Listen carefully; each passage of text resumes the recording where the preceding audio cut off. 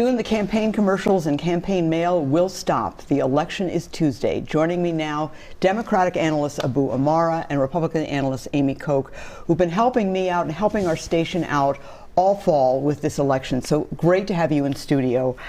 Want to ask you about the latest poll, the governor's race. We'll put those figures up there, 51 to 43. This is the KSTP Survey USA poll. What are your thoughts about the race? Let's start with Amy.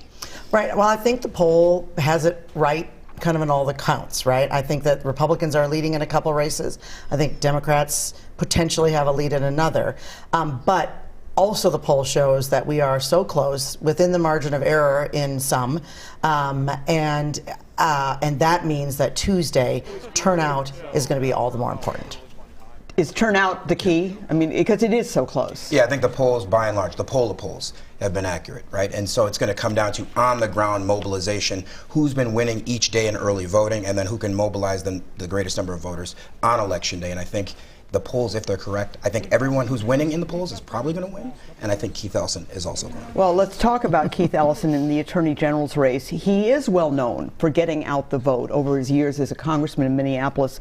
This poll, the KSTP Survey USA poll, shows him trailing 49 to 42%.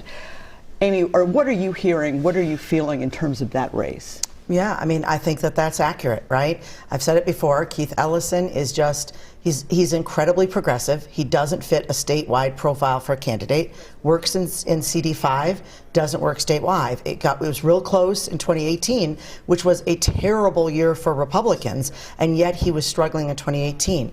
Now you come to 2022, it's a great year for Republicans. We have a good candidate on the ballot who's run a great campaign.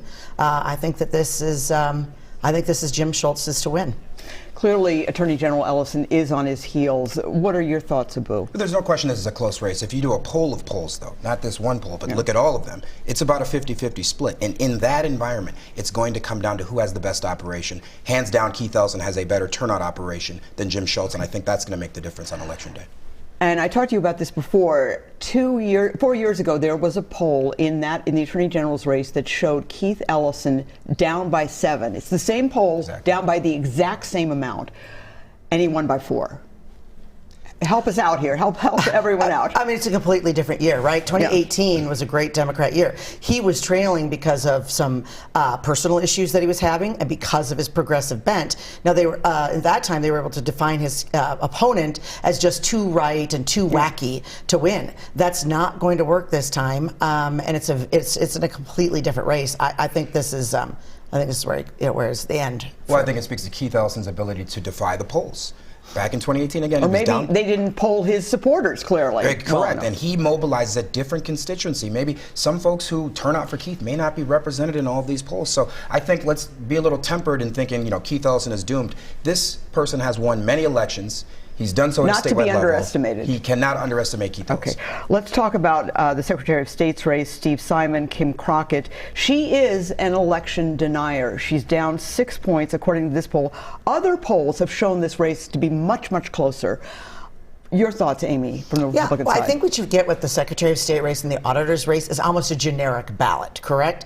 These are races that nobody really knows what these people do. They don't know the current Secretary of State or the current state auditor, and so they tend to flow. So this is interesting to me because this race does seem to divide itself somewhat from the generic ballot, where Republicans are doing very well, and yet Steve Simon seems to be, in total ahead. But that could very much change on Election Day when people just go and just vote, when they kind of come home and Republicans just vote down the ballot. The state auditor's race, Abou, Ryan Wilson is ahead of Julie Blaha in most of the polls, including this latest one. Is this going to be the breakthrough race where Republicans actually beat Democrats? First time since 2006. I know statewide. Republicans would like to believe that. I think at the end of the day, what happens at the top of the ticket, it's going to find its way down to the bottom. It's true that the name ID, actually voters knowing these candidates, is much less likely. So it just follows the trends. So if Tim Walz is able to win by a significant margin, I suspect Julie Blaha will as well. But I think that's something interesting to watch on election night, is do people split their tickets? Minnesota's been traditionally that. We have trended away from that in the last years. Are we going to go on Tuesday and are we going to do a little more Minnesota ticket splitting? Well, you folks will be with us on election night, which I'm really glad. So thank you so much for coming in today.